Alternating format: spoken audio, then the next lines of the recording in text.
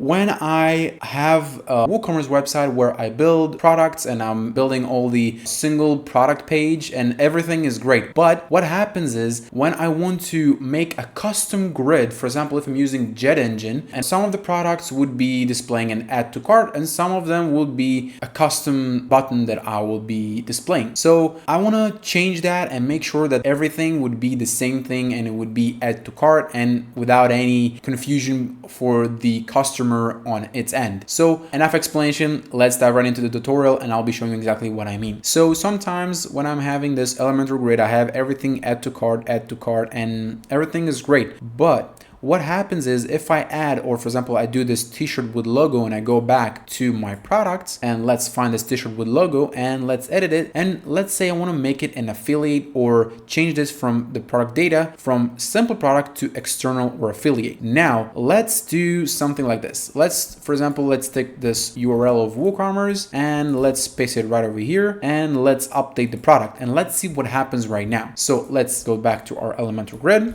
and let's refresh it. And right now, what you will be able to see here that we have an add to cart, and that's not exactly what I wanted to. So let's preview it and I will be able to see that now it's add to cart, but let's do add to cart and it will redirect me to my homepage. And that's not exactly what I wanted to. What I wanted to, that person wanted to add this exact product to its cart, I want to send them right to this affiliate link. So what I want to do is use the Jetengine button for that and to customize it to the product URL that of add to cart. So let me show you exactly what I mean. Let's go back to our edit product and let's go to Jetengine and let's go to the listing, and right over here let's edit it with Elementor. And right over here what I want to do is head over to my add to cart button, which is a usual button. I just set up a link which would be a dynamic link. Now I would want to remove the add to cart and let's head over back to the dynamic tags, and right over here I want to scroll down and I have the WooCommerce product fields or product field. So let's click that and we have now field. Now we have a bunch more options than we have on a usual WooCommerce. So just to show you the differences, as we have here, we have a huge list of choices, right? So let's exit that and let's go back to our,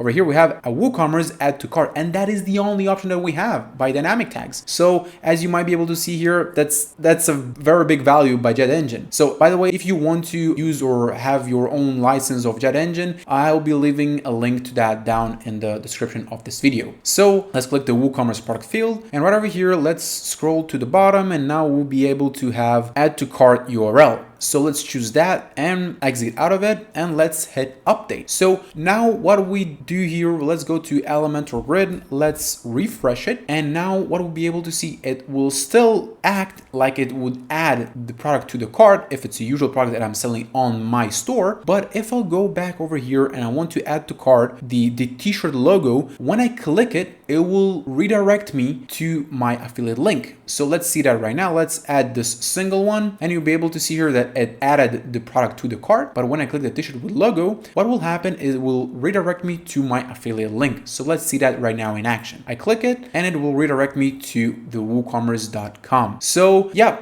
I just wanted to show you that solution. It helped me. I'm sure it will help you if you're encountering the same problem. And yeah, if you like this video or it helped you, I'll be really glad to if you be leaving a thumbs up. If you want to see more videos on WooCommerce, Elementor, or WordPress in general, feel free to subscribe to my channel because I'll be uploading a lot more of them in the future. And until then, I'll be seeing you in the next one.